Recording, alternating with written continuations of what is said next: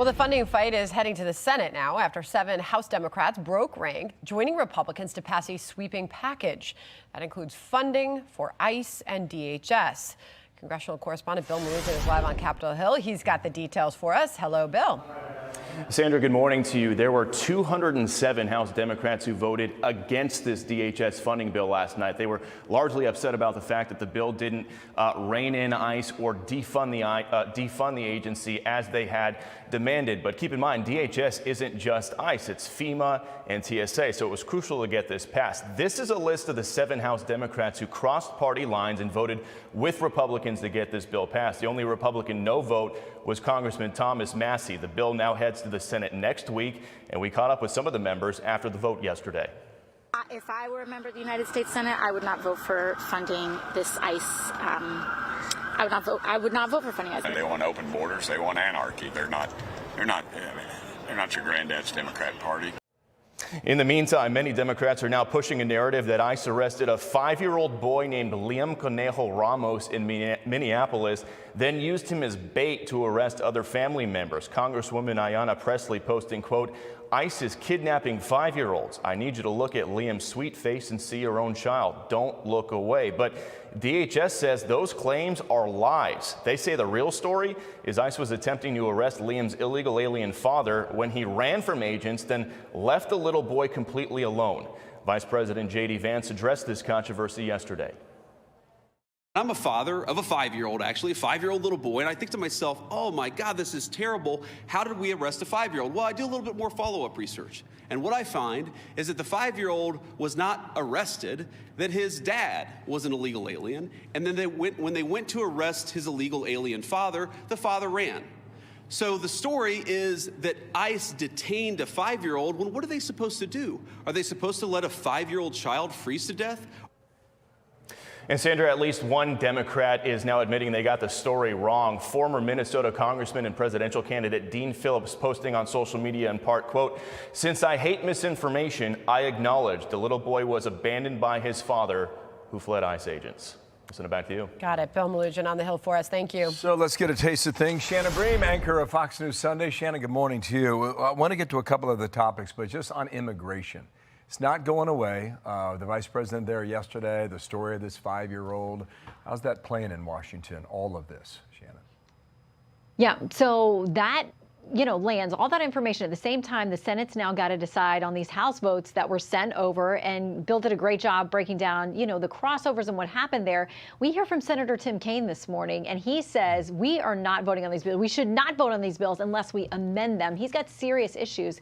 So all of this ICE stuff, immigration, DHS, could, factor into the fact that, this weather is going to make it difficult for senators to get back here. The Senate doesn't have proxy voting. They've got to actually get here to vote on these funding bills. So now Kane's saying, unless we get amendments, we may not move this thing forward. Democrats do have some power to stop this thing. All right, Shannon, I want to ask you about this war of words between the California governor, Gavin Newsom, and President Trump. President Trump has been slamming, Gavin Newsom as a lame duck governor of a failing state. Gavin Newsom's fired right back at him. And it's all happening on the world stage. And even some, unexpectedly, are coming to the defense of President Trump on this. Here's Stephen A. Smith slamming Newsom. Listen. Say whatever you want here. As a governor from the opposite side of the aisle of a state in the United States on American soil, fine. But I'm one of those people, when we go somewhere else, it's America first. Our problems, are our problems. But we ain't taking dirty laundry outside. Yeah, maybe the global stage isn't the right place to have this war of words. Yeah, and we used to have this, that critique stops at the water's edge, that, when you're overseas, you're not taking shots at the current administration or U.S. policy. But I just don't know that these two can resist going after each other, whatever the stage is. Mark Halperin had very interesting reporting, too. He said, according to him, they actually had this nice little chit-chat backstage and were kind of, teasing each other and that kind of thing.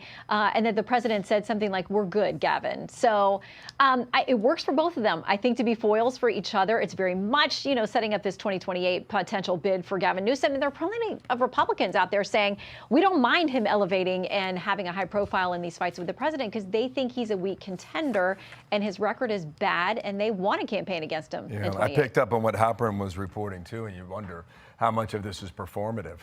Trump went into Davos. Works for both of them. Yeah, it does. And Trump went into Davos and dominated, and Newsom, fought for the oxygen that he received as well. David Axelrod had an interesting comment, however. He observes this from the Democratic perspective. He says Newsom's whip smart, charismatic. His critiques of Trump are right, but this, why can't people just be as courageous as me? That routine is tedious. Haven't we seen enough self-puffery in our leaders? I didn't see that one coming, Shannon. Did you? Well, I wouldn't have, but listen, this is a very frustrated party that does not want to make mistakes, repeat mistakes that cost them a potential real run at the White House in 2028. So I think that they're going to be a lot more open to critiquing their own from the inside so they end up with what they believe is the strongest possible candidate for 28. With that in mind, Gavin Newsom's got some weak spots, and Democrats haven't been afraid to point them out. Shannon, so good to see you on this Friday morning. We'll see you this weekend. Hey, everyone. I'm Emily Campagno. Catch me and my co-hosts Harris Faulkner and Kaylee McEnany on Outnumbered every weekday at 12 p.m. Eastern, or set your DVR. Also, don't forget to subscribe to the Fox News YouTube page for daily highlights.